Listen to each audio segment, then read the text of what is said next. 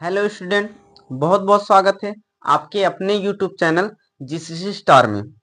आज हम आप सबको जो चैप्टर चल रहा था क्लास 12th का फिजिक्स, उसमें आपका चैप्टर चल रहा था वैद्युत आवेश तथा वैद्युत क्षेत्र। उसमें आगे का टॉपिक जो था कूलाम के नियम का सदिश स्वरूप, उसी को हम कंटिन्यू करेंगे। तो ध्यान दीजिएगा, इस टॉपिक में हम फिगर ऑलरेडी बता दिए हैं और कुछ टॉपिक भी हम लिख दिए हैं। ठीक, ध्यान दीजिएगा।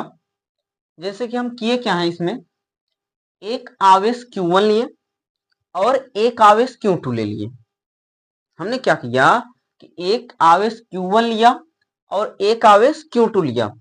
आवेश Q1 की मूल बिंदु से दूरी वेक्टर R1, आवेश Q2 की मूल बिंदु से दूरी वेक्टर R2। ठीक, अब ध्यान दीजिएगा, जहां आपका वेक्टर R1 जो है मूल बिंदु यानी O के सापेक्ष, मूल बिंदु यानी O के सापेक्ष Q1 की स्थित सदिश है। जो ये आपका वेक्टर R1 है, ये मूल बिंदु के सापेक्ष Q1 की स्थित सदिश को बताएगा। साथ ही साथ जो वेक्टर आपका R2 है, जो वेक्टर आपका R2 है, ये मूल बिंदु के सापेक्ष Q2 की स्थित सदिश बताएगा। हमने लिख दिया है कि वेक्टर R2 मूल बिंदु यानी O के सापेक्ष Q2 की क्या है, स्थित सदिश है। ठीक, यहां तक क्लियर है। अब इसके बाद ध्यान दीजिएगा हम करते क्या है, देखिए एक आवेश यानी आवेश Q2 के द्वारा Q1 के साइड एक एरो मारे हैं। Q2 से होते हुए Q1 पर एक एरो मारे हैं। अब देखिए ये शो क्या करा रहा है, ये वेक्टर R12 शो करा रहा है। क्या शो करा रहा है, वेक्टर R12 शो करा रहा है। अब देखिए वेक्टर R12 होता क्या है, तो Q2 जो आवेश आपका ये Q2 है, Q2 के सापेक्ष Q1 की स्थित सदिश को बताएगा। जो ये आपका वेक्टर R12 है, ये आवेश Q2 के कारण या Q2 के सापेक्ष Q1 की स्थित सदिश को शो कराएगा। साथ ही साथ आपको एक और वेक्टर दिख रहा होगा, वेक्टर R21। इसमें देखेंगे तो Q1 आवेश से Q2 आवेश की ओर हम तीर को शो कराए हैं। ठीक, तो ये जो आपका वेक्टर R21 है, ये आवेश Q1 के सापेक्ष Q2 की स्थित सदिश है। क्या है, आवेश Q1 के सापेक्ष Q2 की स्थित सदिश है। ठीक अब ध्यान दीजिएगा, जैसा कि हम यहाँ पे जो दोनों आवेश Q1 और Q2 लिए हैं, हम यहाँ मान कर चल रहे हैं कि ये सजातीय प्रकृति के आवेश है। यानी ये अगर Q1 पॉजिटिव है तो Q2 भी पॉजिटिव होगा, या फिर अगर Q1 निगेटिव है तो Q2 भी क्या होगा, निगेटिव होगा। तो इस प्रकार हम आवेशों का सजातीय प्रकृति लेकर चल रहे हैं, उसी के बेस पे इस टॉपिक को हम सॉल्व करेंगे। तो आप ध्यान दीजिएगा, अब हमको देखिए ये हम आवेश Q1 पर एक बल लिखे हैं और इसकी दिशा शो कराए हैं इधर आपका, और जिसका हम नाम क्या दिए हैं, वेक्टर F12। क्या नाम दिए हैं, वेक्टर F12। अब ध्यान दीजिए वेक्टर F12 होता क्या है, अगर आप ध्यान दीजिए तो हम Q2 के सापेक्ष Q2 के कारण Q1 पर हम बल निकाल रहे हैं। Q2 के कारण हम Q1 पर जब बल निकालेंगे तो उसको हम क्या कहते हैं, वेक्टर F12। यहां हम लिख दिए हैं कि वेक्टर F12 जो है Q2 के कारण Q1 पर बल को बता रहा है। ठीक ठीक उसी प्रकार आवेश Q1 के कारण Q2 पर बल लगेगा। किसके कारण, आवेश Q1 के कारण Q2 पर बल लगेगा, जिसे हम शो करा है वेक्टर F21।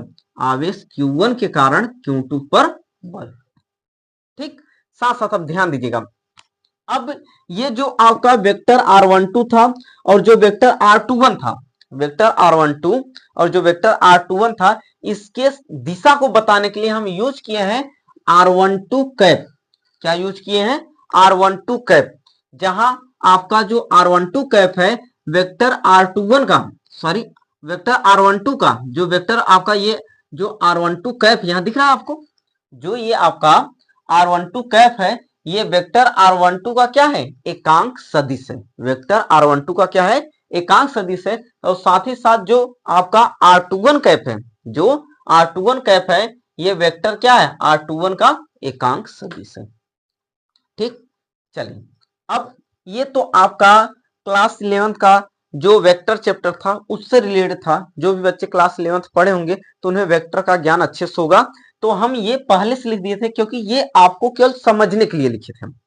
ये सेशन में या इस टॉपिक से लेना देना ना है, ये आपको केवल समझना था, इसलिए हम पूरे टॉपिक को क्या कर दिए, लिख दिए। चलिए अब स्टार्ट करते हैं। आपका टॉपिक था कि कूलाम के नियम का सदिश स्वरूप, हम उसके सदिश रूप में क्या करेंगे, चेंज करेंगे। ध्यान दीजिए। अब करेंगे क्या, अगर हम आवेश Q2 के कारण, आवेश Q2 के कारण Q1 पर बल निकाल रहे हैं, तो लिखेंगे आवेश, क्या लिखेंगे, आवेश Q2 के कारण, Q2 के कारण किस पर हम बल निकालेंगे, Q1 पर बल, किस पर बल निकालेंगे, Q1 पर बल। तो ध्यान दीजिएगा आप सब, आवेश देखिएगा, आवेश Q2 के कारण Q1 पर बल जो निकालेंगे वो आपका क्या शो कराएगा, वेक्टर F12, क्या शो कराएगा, वेक्टर F12 बराबर हो जाता है, हमको व्यंजक पता है कि 1/4 पाई एप्सिलॉन नॉट होता है, क्या होता है, 1/4 पाई एप्सिलॉन नॉट होता है, इनटू Q1 Q2 अपान R स्क्वायर, Q1 Q2 अपान R स्क्वायर। आप चाहें ये जो 1/4 पाई एप्सिलॉन नॉट है, जो आपका 1/4 पाई एप्सिलॉन नॉट है, इसके स्थान हम K भी लिख सकते हैं।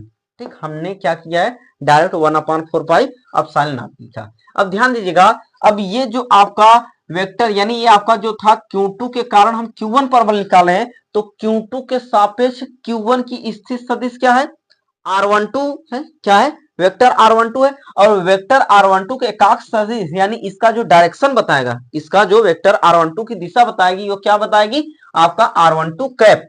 तो यहां हम क्या लिख देंगे, R12 कैप लिख देंगे, क्या लिख देंगे, R12 कैप। ये आपका क्या हो गया, समीकरण 1। ठीक। अब जैसे हम Q1 के कारण, सॉरी Q2 के कारण Q1 पर बल निकालें, ऐसे अब क्या करेंगे हम, Q1 के कारण Q2 पर बल निकालेंगे। तो लिखेंगे, लिखेंगे हम आवेश, आवेश Q1 के कारण, Q1 के कारण Q2 पर बल,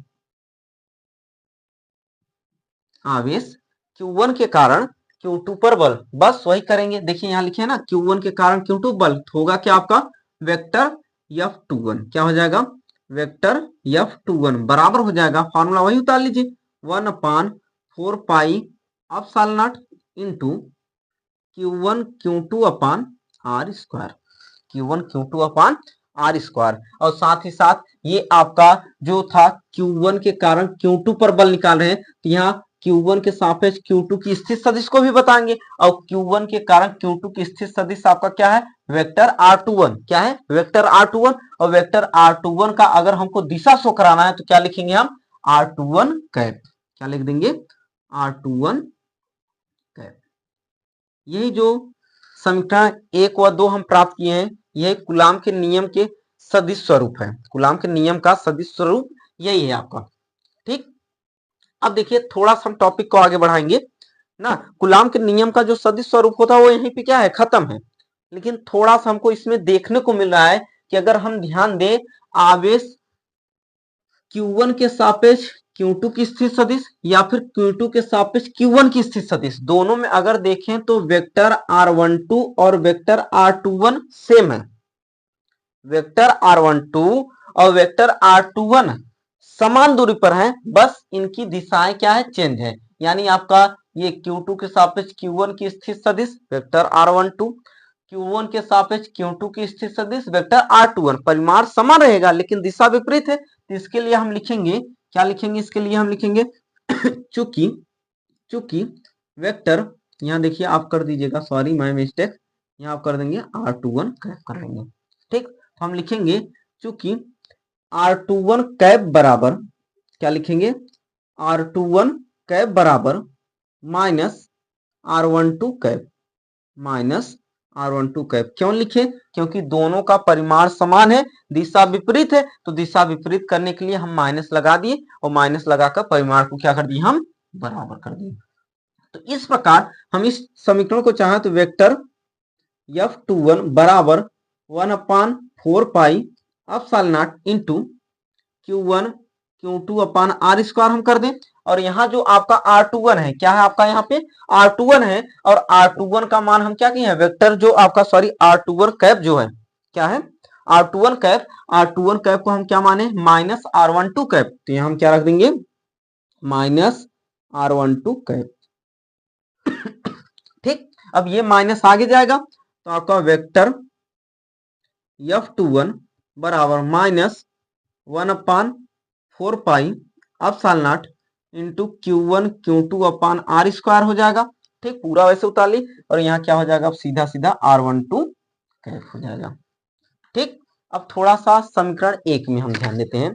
किसे हम ध्यान देंगे, समीकरण 1 में। समीकरण 1 में देखेंगे तो ये पूरी राशि आपका समीकरण 1 में 1/4 pi epsilon not into Q1 Q2 upon R square into R12 cap, ये पूरा हमको मिल गया। यानी इसके स्थान पर अगर हम चाहें तो हम क्या रख सकते हैं, ये आप लिख देंगे वेक्टर F21 बराबर, ये माइनस हो गया और पूरा इसके स्थान पर हम क्या लिख सकते हैं, वेक्टर